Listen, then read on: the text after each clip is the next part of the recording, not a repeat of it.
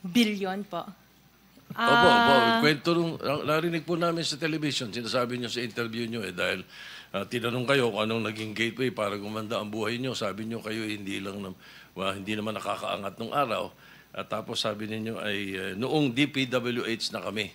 Yun po yung sagot ninyo eh. So, at tinanong kung magkano at sabi nyo bilyon. Kailan po itong unang bilyon na kumita kayo sa DPWH? For the knowledge of everyone, so St. Gerard, Alpha and Omega, we have been in the construction business for 23 years. So I would presume na in the 23 years, pwede naman siguro kami po kumita.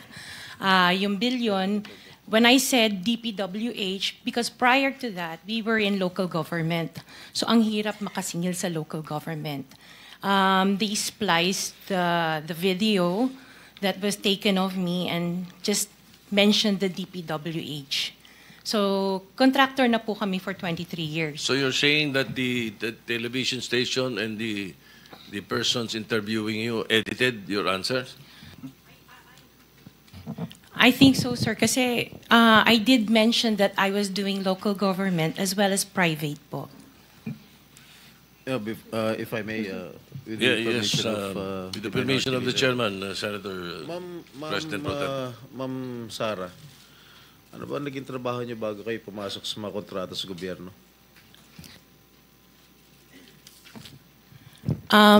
My father was a contractor before. Nangongontrata rin pero siya? yes po, Nangongontrata rin sa for DPWH? LGU po.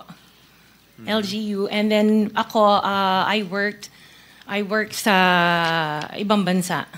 Yun po. Anong work mo sa ibang bansa? I was a dental receptionist and an orthodontic nurse. So you are a doctor? Nurse? No po. Yung asawa mo, ano trabaho? He works sa isang development corporation. And him and his brother were parang private contractors sa subdivision namin. Paano kayo, how were you enticed to join the mga kontrata sa DPWH? Who influenced you? Wala naman po. Nakita namin on PhilJeps na may mga projects na pwede palang mag-join. So we joined the bidding na we know that we were qualified for. Alright,